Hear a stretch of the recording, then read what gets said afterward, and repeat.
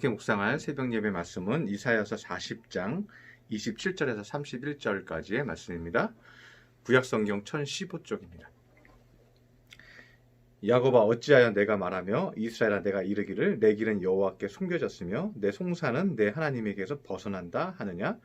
너는 알지 못하였느냐? 듣지 못하였느냐? 영원하신 하나님 여호와 땅끝까지 창조하신 이는 피곤하지 않으시며 곤비하지 않으시며 명철이 한이 없으시며 피곤한 자에게는 능력을 주시며 무능한 자에게는 힘을 더하시나니 소년이라도 피곤하며 곤비하며 장정이라도 넘어지며 쓰러지되 오직 여호와를 앙망하는 자는 새 힘을 얻으리니 독수리가 날개치며 올라감 같을 것이요 다른 박질하여도 곤비하지 아니하겠고 걸어가도 피곤하지 아니하리로다.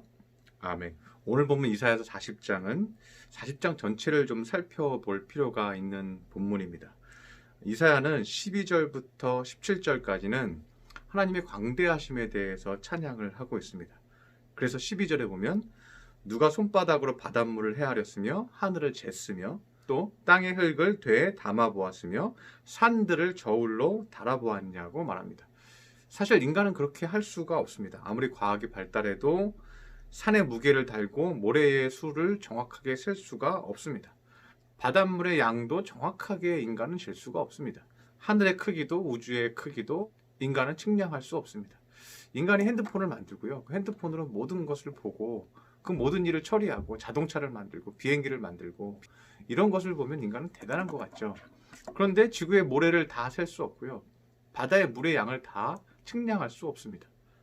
우리 몸에 있는 머리카락도 마찬가지죠. 우리가 머리카락이 내 것이지만 내가 내 머리카락을 세지 못하죠. 이것이 우리 인간이 가지고 있는 한계성이라는 것입니다. 두 번째는 이사야 40장 13절부터 나오는데요. 하나님은 누구와 의논할 필요가 없다는 거예요. 그리고 누가 의논해서 토론해서 결정하지 않는다는 거고요. 또 13절에 보면 누가 여호와를 지도하였으며 여호와는 가르침을 받을 필요가 없다는 거죠. 14절에서는 누구와 더불어 의논하셨고 누가 하나님에게 교훈을 가르치셨느냐. 그래서 이사야서 40장에서 강조하는 건요. 하나님의 능력은 어마어마한 것이다. 그 크기와 그 능력을 우리가 가늠할 수도 없는 것이다.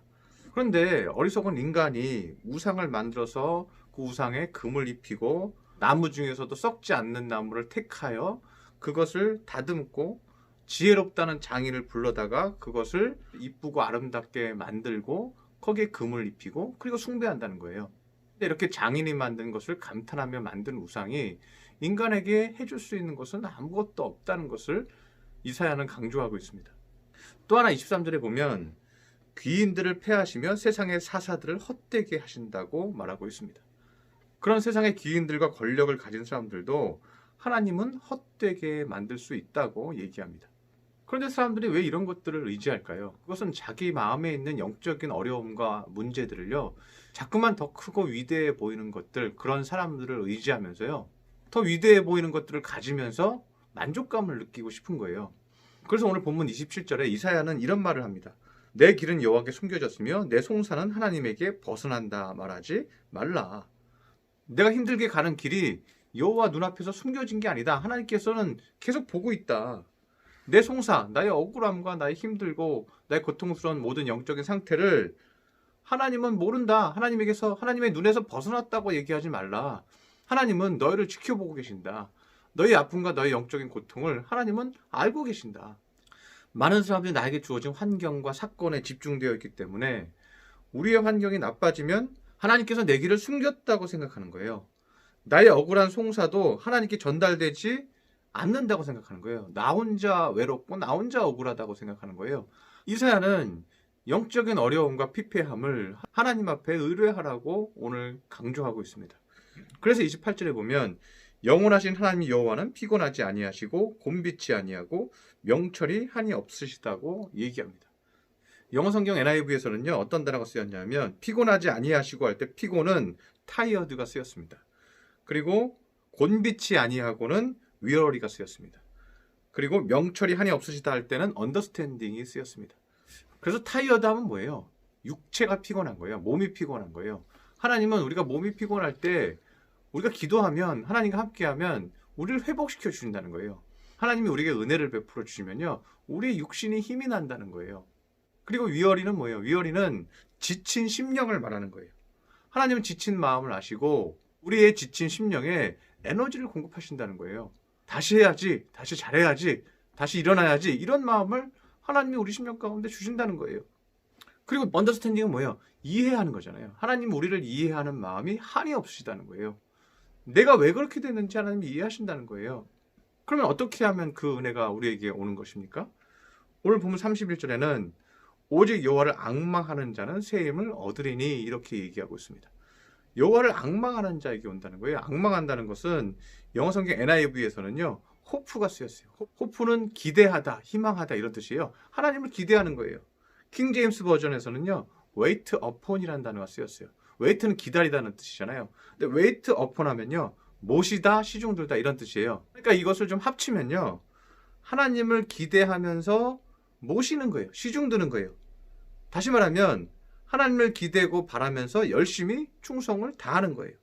또 다른 말로 하면 믿고 고난 중에도 기쁘게 기다리는 사람이에요. 결국 악망은 어디서 오는 거예요? 나의 믿음에서 오는 거죠. 고난 중에도 충성을 다하면서 주님께서 나에게 은혜 주실 줄 믿습니다 하면서 기쁘게 기다리는 사람. 여러분들 각자의 처소에서 여러분이 좋아하는 찬송을 펼쳐보시기를 바랍니다. 그리고요, 여러분 각자의 자리에서 주님을 찬송하시기 바랍니다. 그리고 믿습니다 하고 이 고난 중에서도 또 주님을 기다립니다. 주님을 기뻐합니다 하고 믿음을 보이시기 바랍니다.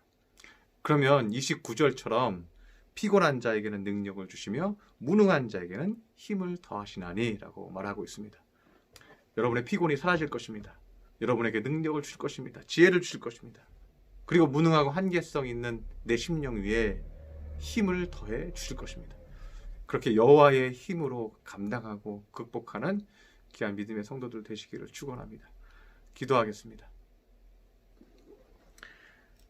할렐루야. 사랑의 하나님 아버지, 많은 사람들이 힘들 때 자꾸만 세상을 의지하고 세상의 귀인들을, 사람들을 의지합니다. 오직 여호와를 기대하며 고난 중에도 기뻐하며 믿음으로 기다리게 하여 주시옵소서. 그러한 자에게 하나님께서 능력을 주시며 새 힘을 주시는 줄 믿사오니 그 힘을 얻고 도리어 찬송하고 기뻐하는 하나님의 자녀 삼아 주시옵소서. 귀한 말씀 주시니 감사드리며 예수님의 이름으로 기도드렸습니다. 아멘.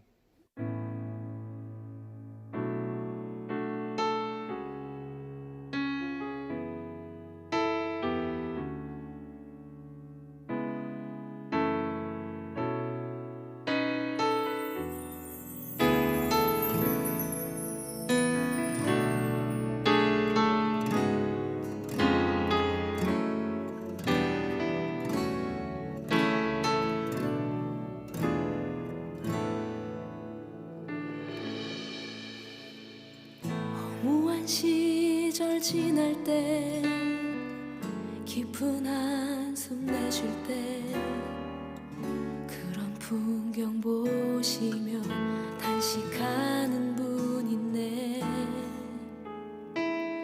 고와 같이 너희를 버려두지 않으리. 내가 너희와 영원히 함께 하리라. 성령이 오셨네. 성령이 오셨네. 성령이 오셨네. 내 주에 보내신 성령이 오셨네. 우리 인생 가운데 신이 찾아오셔서 그 나라 꿈꾸게 하시네. 자매님들이 고백하겠습니다. 억눌린 자 갇힌 자